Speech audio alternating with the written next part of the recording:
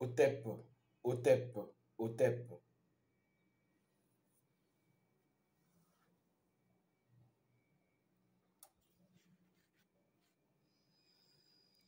Salutations divines envers vous, chers amis, chers camarades, chers disciples, chers maqueros, chers amis de la confrérie Tepafone Kalkojilbo.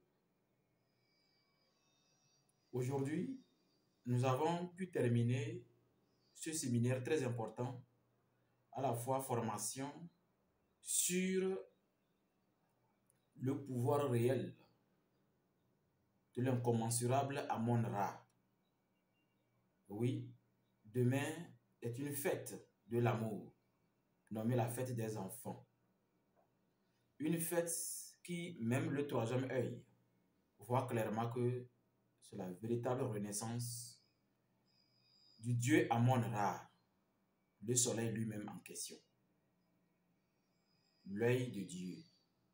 Depuis le 22 décembre, le soleil était en hibernation et a entamé son ascension et atteindre le zénith. D'abord, il se réveille le troisième jour, soleil éclatant, le 25. Et continuer pour atteindre le zénith le 6 janvier. Voilà pourquoi nous avons médité sur le troisième œil, avec le cristal du troisième œil, l'œil d'Horus.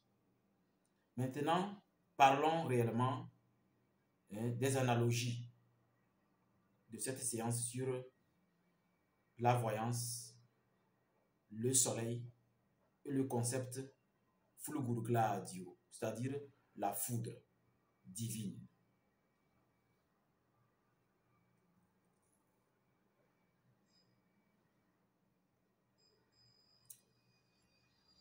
D'abord, l'accent est mis sur les miroirs. Nous avons mieux développé dans ce séminaire ce qu'il faut savoir sur le miroir et de quelle manière un homme spirituel responsable doit disposer les miroirs chez lui, à la maison. J'en ai parlé un peu hier, mais aujourd'hui, pour vous les internautes, pour vous les chercheurs, les amis, les disciples, les maqueros et notre confrérie Tepafone Kalkojilbo, sachez que là où il y a beaucoup de miroirs, il y a beaucoup de justice divine. Parce qu'il y a une analogie entre le miroir et la foudre. Vous savez que quand il pleut, la foudre qu'on voit dans le ciel reflète facilement sa véritable nature sur le miroir. Voilà pourquoi certains maqueros, c'est-à-dire les mages, couvrent le miroir quand il pleut dans leur antre, afin d'empêcher les interférences avec leur dimension et la dimension invisible. Mais sachez que là où il y a beaucoup de miroirs, il y a beaucoup de justice divine. C'est les raisons pour lesquelles, la plupart du temps, certaines personnalités, quand elles arrivent dans un endroit ou dans un hôtel, comme ici, où il y a plein de miroirs, ils essaient de couvrir le miroir pour éviter qu'une autre personne, ce n'est pas pour cacher leur visage, non, pour éviter qu'une autre personne qui connaît bien leur emploi du temps puisse passer par le miroir et l'espionner. Parce qu'avec le miroir, on peut espionner quelqu'un à distance. C'est la raison pour laquelle il faut éviter de donner des recettes n'importe comment. Un responsable sur le plan initiatique, sur le plan spirituel, ne doit jamais donner des recettes comme ça sur les réseaux sociaux.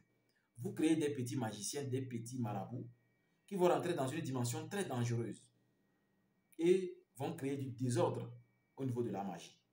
Et ça va créer ce qu'on appelle l'effet papillon dans les relations, non seulement sur les réseaux sociaux, mais aussi dans la vie des enfants des hommes. Alors, moi, je vous conseillerais, chez vous, quand il pleut, quand vous dormez, quand vous faites des rapports sexuels, ou quand votre femme est enceinte, ne laissez pas le miroir être accroché au mur pour toujours. Soit dans un coin, ou apprenez à couvrir sur votre miroir. Pardon. Apprenez à couvrir sur le miroir. Et, par exemple, la femme Vous savez que quand une femme veut utiliser le miroir, c'est quand elle finit de se doucher, elle veut se maquiller, qu'elle est devant le miroir. Donc après ça, vous pouvez cacher le miroir ou couvrir quelque chose. Ne laissez pas le miroir soit ouvert comme ça. Surtout les femmes, vous qui voulez garder votre mari pour vous seul. Aujourd'hui, 99% des hommes sont envoûtés. Vous laissez votre mari comme ça, une fille va l'arracher. Parce qu'aujourd'hui, les filles ont besoin d'être spirituellement prêtes avant de se diriger vers un homme. Pour qu'on l'entretienne. Nous sommes dans un univers où tout le monde veut quelque chose. Alors, vous, femmes, je vous conseille de ne pas laisser le miroir comme ça chez vous. Apprenez à couvrir sur le miroir. Sauf si votre mari est un initié et a déjà chargé le miroir. Quand il a déjà chargé le miroir, vous n'avez rien à craindre. Au cas contraire, je vous conseille de couvrir le miroir, de ne pas le laisser comme ça ouvert parce qu'il y a des énergies qui peuvent interférer. Surtout cette année 2023, qui est bientôt à nos portes, est pleine de vibrations de 777. Donc c'est une année où tout le monde fera la vitesse dans toutes les dimensions. Vous connaissez déjà les conséquences de la vitesse. Alors, sachez que le miroir est un instrument terrible. Nous en avons démontré avec l'hibernation du soleil depuis le 22, la renaissance le 25 et le zénith le 6 janvier. Et oui, ce sont des cérémonies, des rituels depuis l'Égypte antique. La naissance du soleil, c'est une réalité. Voilà pourquoi on dit c'est la naissance de Jésus. On a voulu choisir une date importante, selon une constellation nommée la constellation d'Orion, en tenant compte de la grande pyramide de Khéops et les autres pyramides qui sont en face de la grande pyramide de Khéops. Je vais vous parler de la grande pyramide de Gizeh. Donc, tout est parti de nos ancêtres, les pharaons. On a juste plagié les choses pour transformer beaucoup de choses, pour dire que c'est la naissance de Jésus, c'est quoi. Et oui, moi je voulais toujours confirmer. Bien sûr, c'est la naissance de Jésus selon le christianisme. Et je confirme encore que c'est aussi la fête des enfants, parce que le soleil est le symbole de l'amour. Dites-moi, qui sur cette terre peut avoir un amour équivalent au soleil? Un exemple très simple. Depuis la création de l'univers, depuis que le macrocosme, c'est-à-dire ce que vous appelez Dieu, a dit que la lumière soit, après qu'il a remarqué que le Nun, l'océan primordial, était obscur, plein de diatribes, il a dit que la lumière soit, et elle fut. Depuis ce jour, le soleil a commencé à se lever. Et vous imaginez, le soleil n'a jamais refusé de se lever parce que quelqu'un a refusé de payer la dette, quelqu'un a refusé de donner à manger, quelqu'un a tué quelqu'un. Le soleil s'en fout de ce que vous faites de votre vie. Il continue de vous éclairer à 0 franc. C'est pourquoi je confirme que c'est la fête des enfants.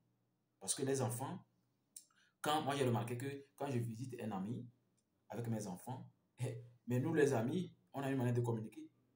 C'est comme si on sent une certaine méfiance.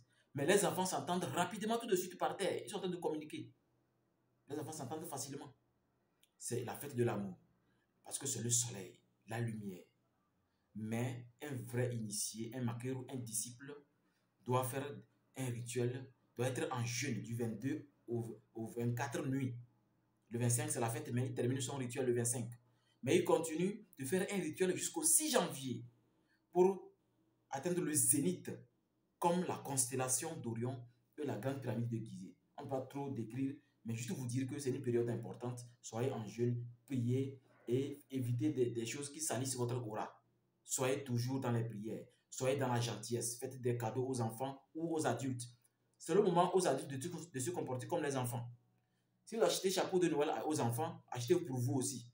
Portez chapeau de Noël avec vous, les enfants. Ainsi, vous partez avec les enfants doivent vous voir avec eux par terre, partout dans l'assiette, manger ensemble. Vous allez voir que vous allez démontrer à vos enfants ce que c'est que l'amour, ce que c'est que être un modèle. Bref, notre rencontre a été très enrichissante et nous avons partagé des choses à la fois ésotériques et exotériques. N'hésitez pas à commander tout ce qu'il faut pour votre pureté. Nous avons le sel des mutants, nous avons l'eau de la licorne, nous avons également beaucoup de choses pour votre désir. Otep à Tchepsout. Que la grâce divine vous accompagne. Bonne fin d'année. Surtout, soyez sages. Bye bye.